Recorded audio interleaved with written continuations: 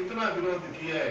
पहले यानी अयोध्या से निकाल दिया और अयोध्या से निकले मारे मारे फिरतों को भी यानी मैंने यानी वास्तव में कितना विरोध किया है। हनुमान जी महाराज उनकी सेवा के अंदर लग रहे थे, उनको यानी रोक दिया मैंने।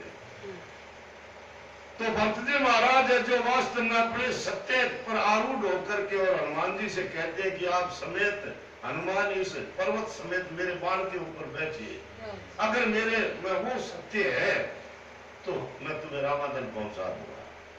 उस समय हनुमान जी महाराज होश में आते, होश में आकर के और हाथ जोड़ करके वंदना करते और कहते हैं महाराज धन्यवाद है, आप अपनी रक्षा मेरे पर कीजिए। अगर भगवान का मैं सच्चा सेवक हूं तो सूर्य उदय से पहले मैं द्रोण रामादल में पहुंच जाऊंगा। उसी समय यानी रामचंद्र जी का जयकारा लगा करके और हनुमान जी महाराज आकाश मार्ग से कूद जाते हैं और रामादल के अंदर थोड़ा सा यानी अंधियारा रहता है।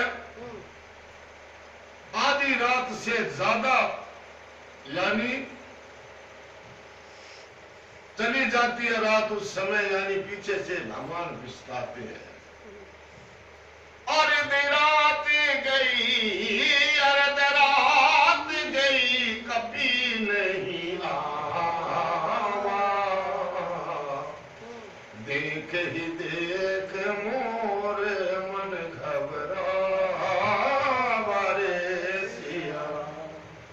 भगवान कहते हैं आधी रात चली गई भैया, अभी तक कपी है जो लौट करके नहीं आए हैं, नहीं जाने यानी लक्ष्मण के प्राण बचेंगे या नहीं बचेंगे।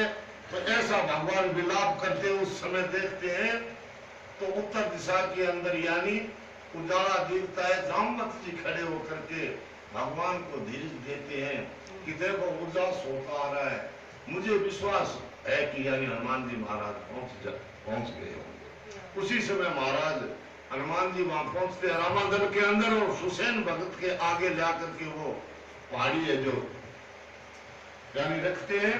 तो सुसैन भगत उनमें से यानी जो सरजून बूटी होती है वो पहचान करके उन्हें बता देते हैं कि ये सरजून बूटी है, ये लक्ष्मण जी के मुख में डाल दो, लक्ष्मण जी खड़ा हो जाएगा।